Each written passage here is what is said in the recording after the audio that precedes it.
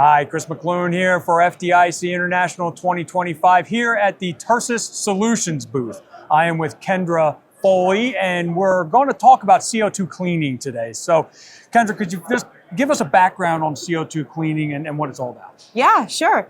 So CO2 cleaning has been around for years, newer to the industry, but what we're super excited about is we are trying to help every firefighter as much as we can. So we love servicing their gear when they get into those nasty things like lithium ion, gas, diesel, paint, oil, things that water wash can't remove in their turnouts, their boots, their helmets, their hoods, gloves. So we love cleaning that stuff. We really are like the dirty guys. Now, you mentioned the water wash. Some of these things will not be cleaned with a water wash. Do you still recommend using a water wash when implementing this system? Yeah, so that's a great question, Chris, because I think some people assume that cleaning with CO2 replaces water wash. It does not. It's a great supplement. So water can clean things really well, and CO2 can clean things really well, but they're very different in the technique and what they do. And so it's a great complement. So sometimes we want to use two. So if you're advanced cleaning, we suggest you water wash and use CO2 clean. If you are just doing it after incident, you can do just a CO2 clean. To throw it in, it's done within 45 minutes and it's removing 98% of those PAHs. Okay. When you think about all of the different components we don for PPE, are there any that CO2 cleaning is more geared toward, or is it like full bore? You know what? I think the only thing that, to be perfectly honest, we run into is maybe some of the rubber and the way the rubber's made. So rubber boots are not great, but leather boots and anything else we can do. Electronics, we're still working on, to be honest. But what's great about us at Tersus Solutions is we're evolving with the industry. So as things change, as things come up, we want to advance our technology and the whole process in general of cleaning PPE, right? So we're there for you guys. So we want firefighters to bring us the challenges. We love that. So we have engineers and scientists in our labs that's actually working to solve those problems. How do fire departments, if they want to employ CO2 cleaning, how do they do it? Yeah, so great question. There's several ways to get involved with us. Tersus Solutions, we work with different ISPs throughout the United States. So you can go through an ISP. You can also work with us direct and send us your gear. So if you're a volunteer firefighter, you get into lithium ion, you can definitely send us your gear direct. And we also have machines that are across the United States as well. And so, based on where you're at and what your need is, we can look at supplying a machine. Well, now I'm with Steve Madsen. He is the founder of Tersus Solutions. And Steve, would you kind of run me through the history of Tersus Solutions and what problem you were trying to solve when you were founding the company? Yeah, Chris. So originally, Tersus Solutions was founded to build a better CO2 cleaning machine. And originally these machines, or the technology came out in the mid-90s, spun out from military, but it ended up, somebody decided you could potentially do dry cleaning with it. And the idea was to eliminate perchloroethylene or the toxic dry cleaning solvents, which we thought was a very good idea. So we adopted the first generation of machines in a business that I had at the time and found them very lacking, not terribly dependable, and we couldn't do exactly what we wanted with them.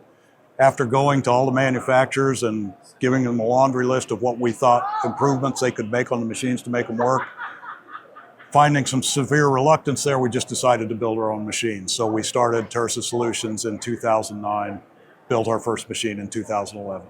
Okay. Talk about how these machines work. They utilize liquid CO2 as a cleaning solvent as opposed to water or your traditional dry cleaning solvents like perchloroethylene. So if you imagine just a big front-loading washing machine, CO2 we think of as a gas. We think of it as bubbles in our soda or our beer, but under pressure CO2 becomes a liquid. So we pressurize the CO2. We run the CO2 anywhere from about 600 to 950 psi to keep it in a liquid form. It makes an excellent solvent, very light density. It's a tenth of the viscosity of water, flows through garments very easily, and cleans very nicely, very gentle on the garments.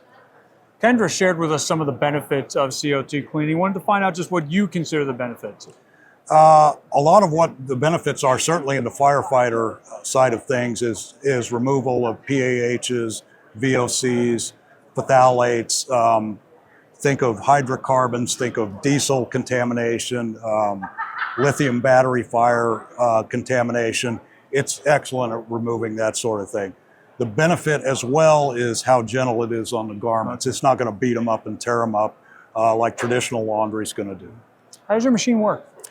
It works very much like a front-loading washing machine. So you load the gear into the machine, you shut the door. The door is about 6 inches thick of stainless steel. You push a button. The machine purges out all of the ambient air and gives us a pure CO2 gas environment. We equalize the pressure from the onboard storage tanks that hold the clean liquid CO2. Once we equalize, we pump liquid CO2 out of the onboard storage tanks, and then from there it just works like a regular washer. We circulate the CO2 in the wash cycle the entire time, filtering it. So we filter down to 5 microns. That's pulling out all of the solids, the soot, the particles. Once we drain, we go into a distillation tank where we distill the CO2, we recondense it, reuse it, and all of the, especially with the working with firefighter gear, all of the toxic sludge then drops down to where we can contain it, dispose of it properly. If someone brings a set of gear to your facility, what's the process there? When it gets to your facility, what happens? The first thing we do is obviously check it in and check for the customer so we can track it through the system. We evaluate what it is we're cleaning. Is it some sort of special decontamination? Was it in a lithium battery fire? Is it contaminated with fuel, whatever? From there, we determine the cycle that we would use with the machine. We don't have to disassemble the gear, so the liners can stay in with the shells. We put the gear in the machine, pick the proper cycle, and start the machine and run it. Good deal. Talk about the manufacturing of the machine. Where are these machines manufactured and assembled? Yeah, well, we're very proud of that. We engineer them in-house. We've got an engineer that's worked with me for 13 years. So he's been with the company pretty much from the start. They're manufactured in the U.S.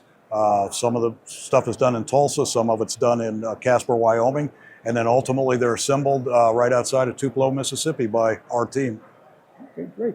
If there are fire departments out there that need to get more information on Tersus Solutions, how can they reach you? They can contact us at info@tersussolutions.com, send us an inquiry. Our phone number's on the website, www.tersussolutions.com. All right, great, perfect, Steve.